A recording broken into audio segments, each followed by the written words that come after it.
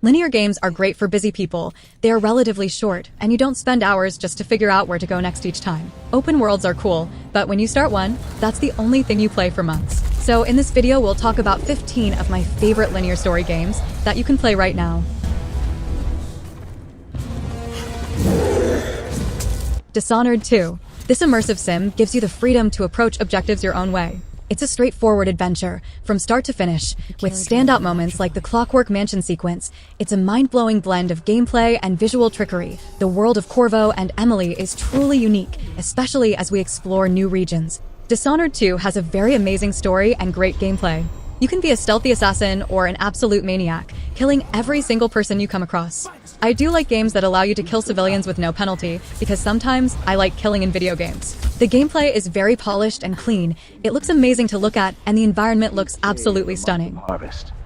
I will never forget her words. She looked up at me.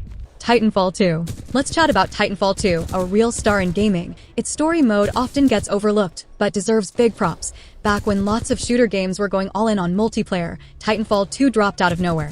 Most single-player modes felt rushed or half-hearted, but not this one. It's a solid adventure that dives deep into the Titanfall world, making you feel for your pilot and their Titan buddy. Plus, it's not just about cool shootouts. There are some seriously epic moments, like a wild time travel part. Every hour, there's something new to keep you hooked. It might not be the longest game, but it's definitely about quality, not quantity. That's why I've got major love for Titanfall 2.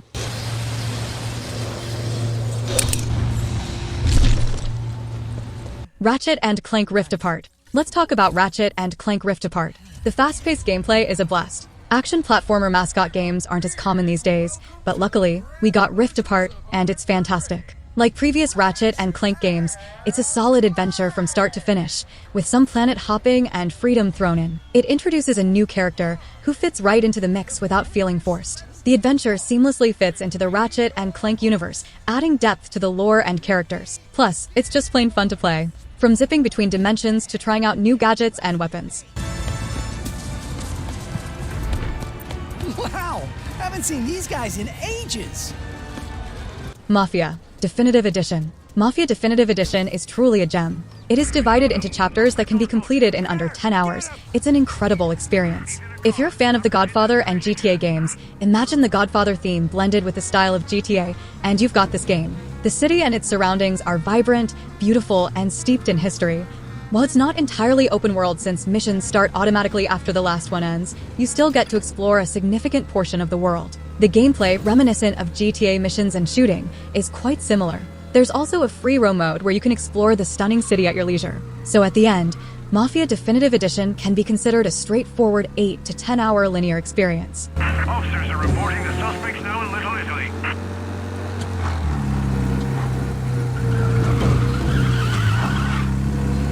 Officers in Little Italy reporting they've lost sight. If you see them, let me know. Resident Evil Remake. Whether it's the remake of Resident Evil 2, Resident Evil 4, or any other recent installment, the series has been on a solid streak. These games typically offer a linear, straightforward adventure experience. Sure, being survival horror games, there's some backtracking and clue hunting involved, but especially in Resident Evil 4, the pacing is brisk, constantly throwing you into new scenarios and areas. The adventure only gets wilder as you progress, making it a thrilling experience from start to finish. Whether you're playing the remakes of Resident Evil 2 or 3, or diving into Resident Evil 4, they all deliver top-notch single-player adventures. They were great originally, and with the remakes, they've only gotten better.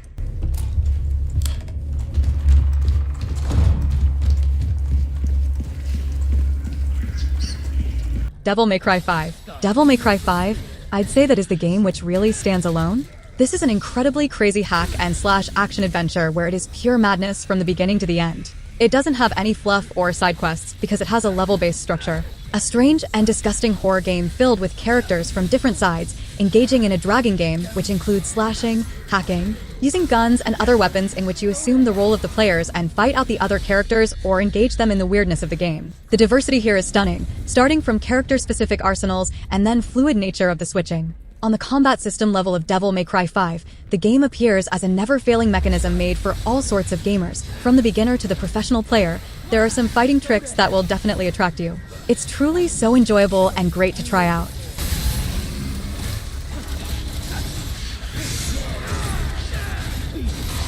Hi-Fi Rush. Hi-Fi Rush is a must-try for everyone. If you're into cartoons, anime, action-packed hack-and-slash games like Bayonetta or Devil May Cry, and music, then this game is right up your alley. It's a blend of Devil May Cry combat and rhythm-based beat-em-up. You're encouraged to time your attacks to the beat for damage bonuses, and this rhythmic element infuses everything in the game world. The boss battles, synchronized to the beat, are some of the coolest sequences I've seen in a while. It's a straightforward, level-based game. You progress through each level. Simple as that, reminiscent of the classics, yet it feels entirely fresh with its visual style and rhythm-based gameplay. Attacks will automatically sync to land on the beat, making Hi-Fi Rush a super easy game to start playing. Uncharted 4. Well, I am sure most of you might already have played this masterpiece, but Uncharted 4, Nathan Drake's final adventure. It's a compelling journey that differs from the bombastic nature of its predecessors, Uncharted 2 and 3. While it still features thrilling action set pieces, the focus here is on a story filled with heart, emotion, and relatable characters. Although Uncharted 4 introduces some exploration elements, it remains a linear game with a well-paced narrative.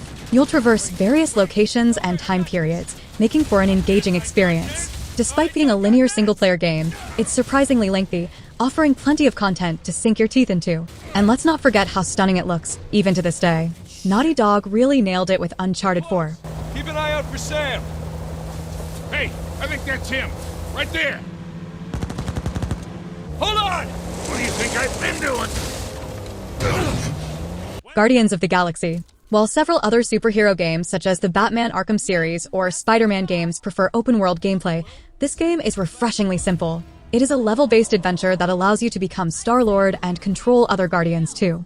The game takes you into the peculiar Marvel Comics universe to engage in the foolish but enchanting cosmic aspects of it. This fun third-person shooter adventure will take you through different planets and introduce you to all kinds of strange happenings. However, beneath all the action lies a very strong storyline. Though it shares similarities with James Gunn's films, they go more in depth as far as characters are concerned, explaining their personalities and relationships in significant ways. Get ready for an emotional ride that's both cool and heartwarming. With engrossing boss battles and a fulfilling climax, Guardians of the Galaxy provides an experience beyond expectations. So if when this game was announced you were slightly hesitant, don't underestimate it. Try it out yourself to see how awesome it really is.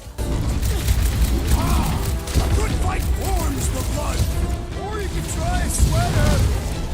A Plague Tale. The title's innocence and requiem, not the typical action games. Instead, they concentrate more on storytelling and stealth. You play a 15-year-old girl together with her brother as they try to survive in Europe infested with rats. I mean, it's like The Last of Us, but instead you have rats as zombies. You are just a young girl trying to take care of your little brother. However, you have to be sly with it, employing your wit and a trusty slingshot to run away from hordes of rats that infest eerie places while also steering clear of soldiers who are looking for trouble. The second game spices things up a bit with more combat as the girl gets older. But most importantly, what sets these games apart is their narratives.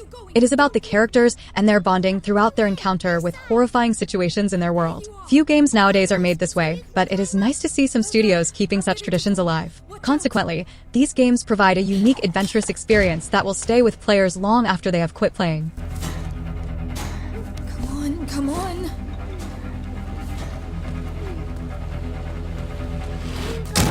Well done.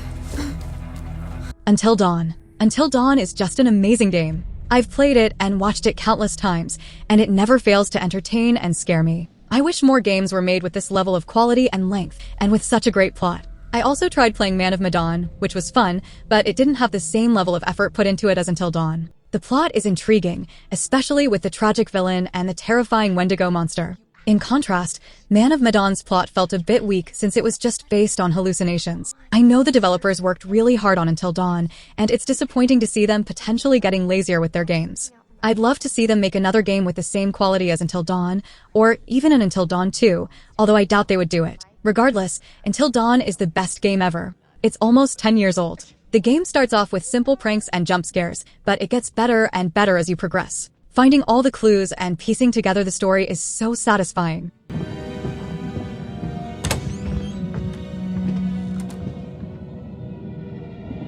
Hannah! Star Wars Jedi Survivor. I can say that Jedi Survivor is worthy of my expectations after 60 hours or so. I do love the first game, and I am a fan of it. It would get an average score of 4.5 out of 5. Jedi Survivor has a lot to offer visually, and it is indeed breathtaking. The same thing goes for Fallen Order. The attention to details is amazing to me as I get deeper into the Star Wars world, to each planet having its own atmosphere. Exploration is just like being in a fairyland. For gameplay, the game doesn't deviate hugely from the first title, but it does have some interesting novelties like more combat skills and perks. The development team took a good decision in that they kept Cal's mechanics from the first game, making movement feel natural and natural. Furthermore, the feature of fast travel will help you to get to the meditation points conveniently, and although the travel between the planets may take a while, this will be especially true for completionists. The additional content you can choose to play with feels natural and seamlessly clicks into the gameplay, which is a good point.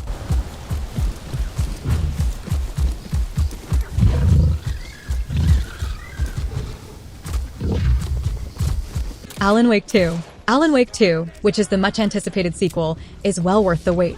It takes games to the next level, a level that is beyond the ordinary. The artistry in this title is magnificent. If Alan Wake 2 is what you are looking for to get a narrative-driven game along with the elements of atmosphere, mystery, and horror, then the game is a must-play. You can feel that the developers deeply care about it, and especially Sam Lake, who clearly has a strong vision of the Alan Wake universe. The game is made with incredible detail and sense for humor.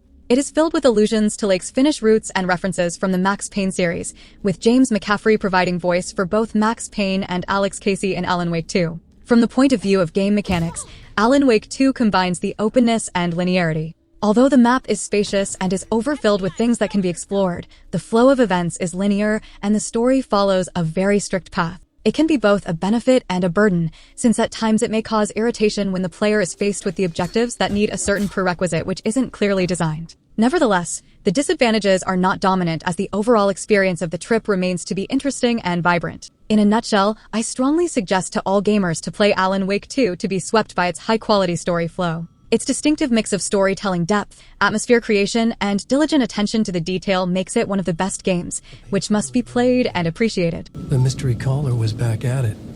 I had to find out more. The Order 1886. This game feels a lot like a movie more than a typical video game experience, but that's okay.